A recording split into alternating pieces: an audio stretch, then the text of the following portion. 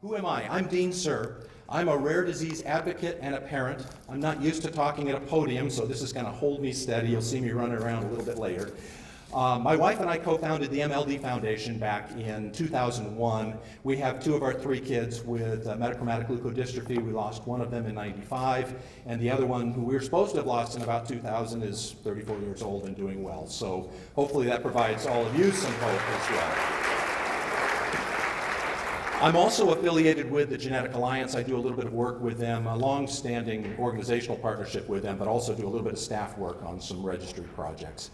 But most importantly, after my first 10 or 15 minutes up here, I'm going to come down and sit with you, and I'm going to help moderate and facilitate the rest of the day, because I'm one of you. I could sit up here and be a speaker, I could talk for a long time, but really what this conference is about today is, and this week, this whole Rare Disease Week, is all about all of you. So my goals for today are to get us started, to help you engage, to make sure, particularly those of you that are newer or uncertain, that by the end of today, that you're very, very comfortable, that you understand your role as an individual, as an advocate, and as part of this greater group is important, and that you can do it. Those of you that have not lobbied on Capitol Hill, as we'll all be doing tomorrow, probably pretty scared right now, not quite sure what to do, where to go, what you're going to say, and the reality is, just be yourself, and by being yourself, you're going to do just fine. And then my other job is to manage time. So I'm going to be the timekeeper, and I'll be interrupting, and I'll be driving, and when we get to questions and answer, we're going to have to cut them short, I'm sure, because you're going to have more questions than we have time. But we'll try and circle back and get through that.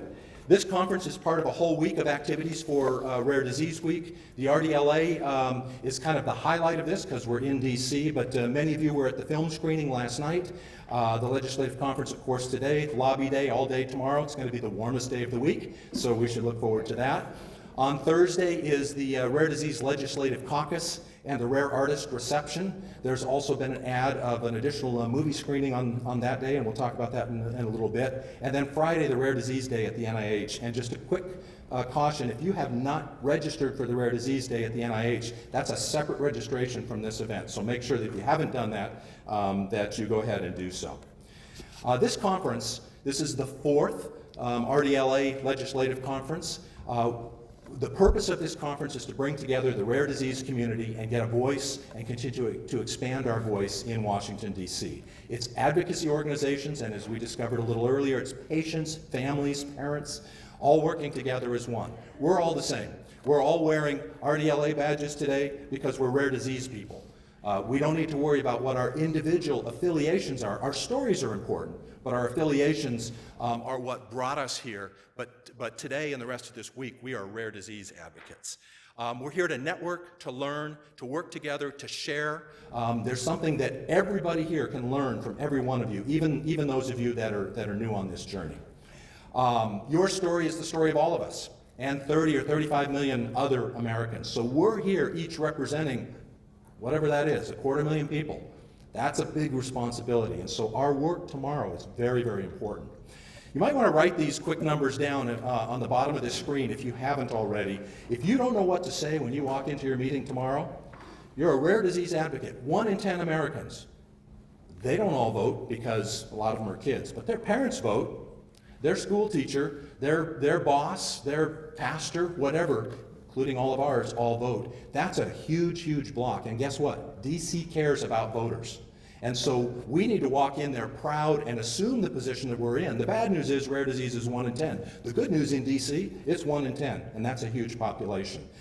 7,000 plus rare diseases. Over 50% of them are children, and according to statistics, 30% of them won't live past the age of 5. That will get a legislative aide's attention. That will get somebody's attention sitting across the table.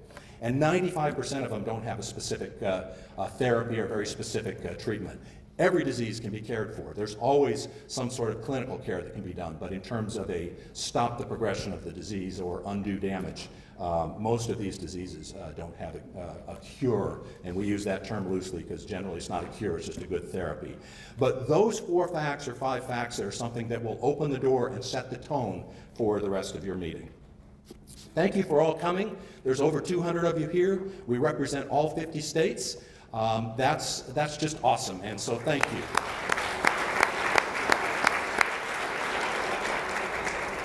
And we are the voice of the rare disease community. Without you taking time in the middle of a frigid February, our voice would not be heard on Capitol Hill in this kind of an organized fashion. You'll see in a moment that RDLA has an ongoing activity throughout the year, ongoing activities where we can all participate. But this is the point where we show up en masse.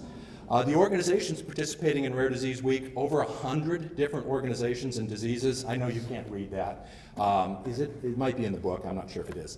But this is really, really important, but it's only a drop in the bucket. So remember when you show up tomorrow that you're representing other diseases as well. So that 250,000 people that each of you are representing includes a lot of different diseases. The RDLA, the Rare Disease Legislative Advocates. It's a clearinghouse. It's an organization that's focused on rare disease and rare disease policy and legislation. So that's really where their niche is. They provide resources and tools to individuals and to organizations, all free. So their goal is to help us all be better advocates and be informed about what are the current events, what are the current issues, and what are the opportunities for all of us to engage individually and as a group. They do not endorse legislation. Now sometimes that's a little bit of a frustration because you're like, well, what's the right thing to do? But we still have our independent voice, and with the education and the background information that they all give us, we're able to make those decisions. And in some cases, we may differ. We may have different opinions on some of this legislation, and that's okay. It's important that you understand both sides, you understand the pros and the cons, and that you make your voice heard as you feel that you should. It gives us a unified voice on Capitol Hill, and this is a program of the Every Life Foundation. It's closely affiliated with Every Life, which is a 501c3. The RDLA is a lobbying organization. I can't remember what the 501 number is for that, but so they're affiliated with Every Life. You probably met the RDLA staff, or some of them, as you came in this morning. I'd like to acknowledge them. Their names are in the program. They've done a lot of hard work putting this together, and this is the only time we'll acknowledge them, so let's do that.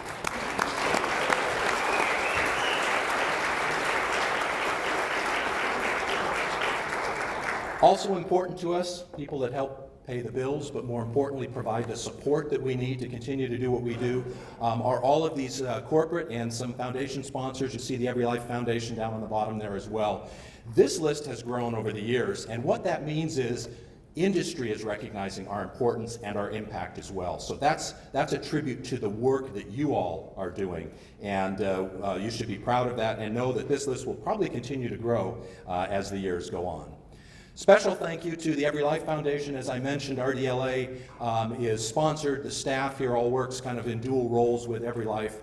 And Dr. Kakis, who is the one that has kind of made this all possible, both from a financial perspective as well as from just the passion and the desire he has to see all of this go forward. And so we need to acknowledge him, and I see him in the back if you haven't met him.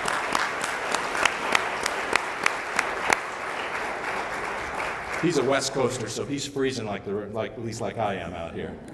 Your conference booklet, if you haven't had a chance to look at it, is loaded with good information. And we're not going to go, well, throughout the day today, we're going to go through everything that's in there. But importantly, speaker bios. I don't have time to fully introduce all of the speakers that we'll be seeing today, so be sure to take a peek as we go through. I'll give you a few highlights. But these people have long resumes, and you want to make sure that you know about that. There are maps in there. You don't need to worry about that today, but that'll be important all of a sudden tomorrow morning. And importantly as well, in the back, as we get later on today, a little bit about the legislative activities, the bills and the policy that we're going to be digging into. We'll do that later on today. This week's events, I wanted to highlight just a couple of things on this week's events. First is, wow, that's small, I apologize. The Congressional Caucus briefing on Thursday has a new location. It's in the Cannon Caucus Room number 345. And we'll remind you again of that, but this is probably where we are as a big group. So Cannon Caucus Room 345 for the caucus briefing at noon on Thursday. So please write that down. Immediately after that is a group picture. We'd like as many of you as possible to be there for the picture to show the strength of what we're doing here. That will be on the steps at the Capitol so that it looks all good and we can all Facebook it and all that stuff. And yeah, wear your scarf. I haven't seen the scarves. Have they handed those out? I apologize. There you go. Awesome. I was in an Uber and got here at 10 minutes after the hour, so I have no idea what you all have experienced for the last 45 minutes, so I apologize for that. And then there's an add-on event that is being sponsored by Nord at 2 o'clock on Thursday. So after the photo, there is another movie screening called Banner on the Moon, and transportation will be provided and so on. So if you're at the caucus, we'll kind of shuttle you to the picture, and those of you that want to go off to the screening, we'll help you get to the shuttle buses for that, and then the reception later that night. And all of this, except for the new location and the Nord event, are listed in your books. For tomorrow, you don't have to walk quite so far from your hotel all the way up here. We'll be much, much closer, but it is a different location tomorrow morning. Starting at 7 o'clock, about 7:30, we're going to start sharing additional information with you to get you all of the last questions answered, any updated schedule changes and so on for the Hill Day tomorrow. So what you get today still could change because DC is a very, very dynamic place. So it's only a couple of blocks from the hotel. And this map we'll make available a little bit later as well. I know you don't know your visit schedules yet, but when it comes to getting to Capitol Hill, here's the Capitol. The Senate buildings are on one side, the House buildings are on another. If you're going to the Senate, you might want to take the red metro line down because it's going to be the shortest walk. If you're going to start your meetings off in the House, and most of you are going to be in both days throughout the day, so this is only for your first meeting. But for the House, you'll take the red line down and get on orange or blue, and that will get you right close there. Because I know you all don't want to walk any farther than you have to out in all of the cold, particularly early in the day. So we'll share this with you a little bit later. I know that was always a concern that was expressed was, well, I don't know where to go. You will all be in groups tomorrow, so somebody in your group, trust me, will know their way around. So you're going to be fine. No worries. Your goals for today, because this is a working meeting, to engage. Number one, to engage. All questions are fair game. I'm sure that there's a lot of people in here that say, oh, I've done this before, and I just as soon be whatever it is you want to just as soon be. But there are things to learn today from those people, and those people will learn things, and all the way down to the newbies as well. So this meeting is designed to be highly, highly interactive. Ask questions, share your thoughts, teach, learn, and at the very bottom of the screen and back in the book, I can't remember the page, I want to say 31 or something like that. There's the hashtags if you are a tweeter or a Facebooker or those sorts of things. So there's a page on advocacy, and I'll get that for you a little bit later. But those are the hashtags, and Rare Advocates is the Twitter account for RDLA. Our agenda today breaks down into 3 basic sessions. The beginning is kind of overviews of advocacy, places to get kind of a better understanding of advocacy. The 114th Congress, a lot of changes here in November, changing of leadership as well as a number of other things. We're going to learn about that. You are all able to lobby. You know, 501c3s, we think we can't lobby, but we can. And so we're going tomorrow to educate and to lobby, and we're going to have a speaker that's going to tell us about the differences and the subtleties of that. And then some different ways that you can have an impact on advocacy. We're going to help you with some skills and techniques. This afternoon, we're going to focus predominantly on the legislation so that you know what we have to talk about, what are the issues on the Hill currently. And so we're going to do that in a couple of ways. One, there's going to be presentations going to talk about the legislation. We'll talk about it as a group. We're going to then break up into smaller groups, and you'll have an opportunity to choose one of 4 different breakout sessions to polish your skills. And this is, again, focused on improving advocacy. So you need to be thinking about this a little through the day, from social media to starting a nonprofit or some of the things that are organizationally about nonprofits, particularly in the advocacy space, how to do a better job in getting your message across, and how to introduce legislation and build coalitions. So be thinking a little bit about that. You'll need to make that decision in the afternoon. And then we will also break up into the states, and you'll get your schedules for tomorrow, and you get all of that information this afternoon as well. So with that, I want to just kind of share a couple of personal thoughts with you. Last year I did a little talk about all of us being individuals and how being an individual is really important even when you're part of a group. And that's so true. And so I was reflecting on that a little bit, and one of the things that came to mind was, so what do you see?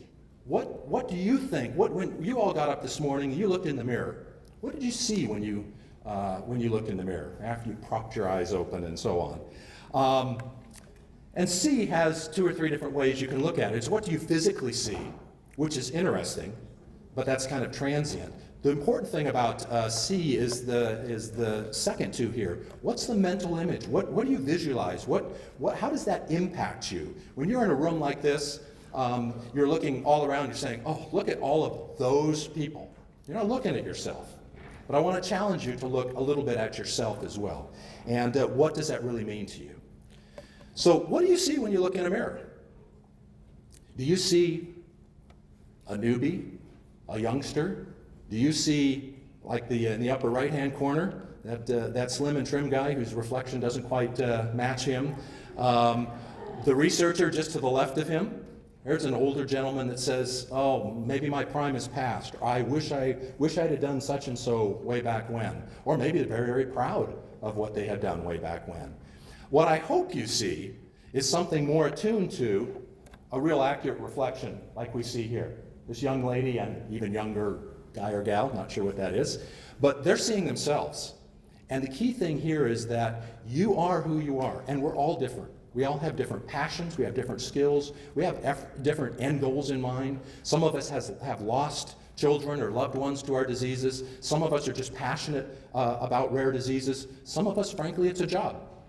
Hopefully you catch some passion, you get that from everybody else, but all of us come to this space from a different place.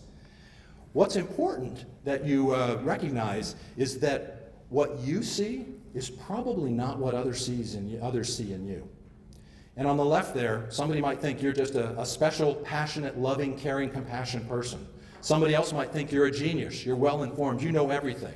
You're going to come back from this conference and know things about bills that most of the rest of the people in your organization don't know about, probably don't care about. Part of your job is to help them care. So you're going to be the smart kid on the block. Hopefully you're not that third mirror, which is often where many of us look into the mirror, which is, I can't do it. I'm scared. I don't have all the information. I don't know what to say. I don't know where to go. I just don't know what my next step is. You all showed up here. You do know what your next step is. You showed up, and now we're going to learn, and we're going to carry on from here. And ultimately, we're going to teach you a few things, so you're going to be the expert. And even if you don't see yourself as the expert, all those other folks do. Because you came here, and you're getting the information and building the knowledge. So you are an important person. So I went and Googled myself, see what the world sees about me. So there's 3,200 results. I'm not sure what they all are. I've only looked at the first page. MLD Foundation, of course, Global Genes, LinkedIn, Genetic Alliance, some publications, whatever that's worth. I then looked at the pictures, and again, I apologize, these are a little small. I red highlighted the ones that are actually me, including my kids. I get the opportunity to show off my kids. That's my daughter, Lindy, my oldest daughter. And you know, I guess I've been a blonde, and I've been a brunette, and an old bald guy, and I don't know what all those things are. But the reality is, I don't care what Google thinks of me. What's most important is what my community thinks of me, and those are the people I relate to. The people that just are looking for images of me are going to find what they're going to find. But how others see me is very, very interesting. And building on that, this is my family.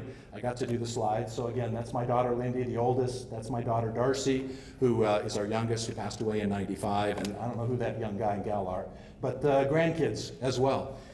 They don't see me as rare disease advocates. They see me as just dad. They see me as grandpa, or papa as they call me. They know that we're in Washington. They have no idea where Washington State is, close to our home, so this is the only Washington they know. But they see something different than, and again, this picture is really small, but I do a 9/11 event back at home. And down, standing on a dock, there's Senator Ron Wyden.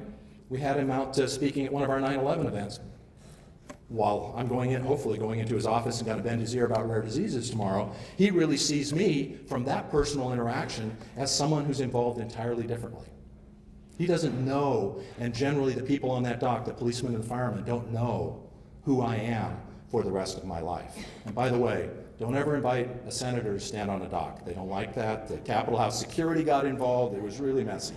But what's most important to me is what these people see of me. What do all the people at our family conferences and the dads and the grandpas and the moms, those that have lost kids, those that are losing kids. What do they see in me? And that I stand up and stand for that.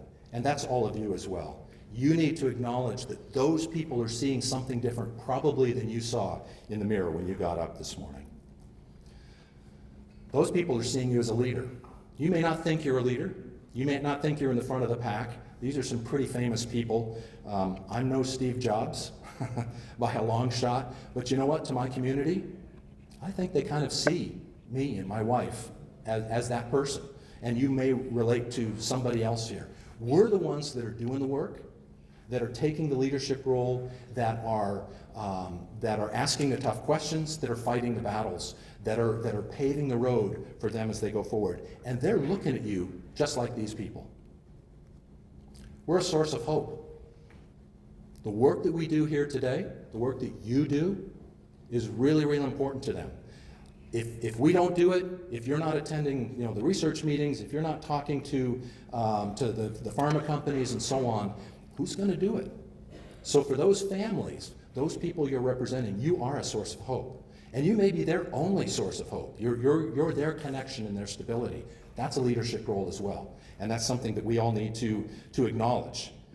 You've come here to take action, right? You've come here to learn. You've taken time out of your schedule. There's some money involved and so on. And so you have stepped forward. You don't have a leader badge. There's no such thing as a leader badge.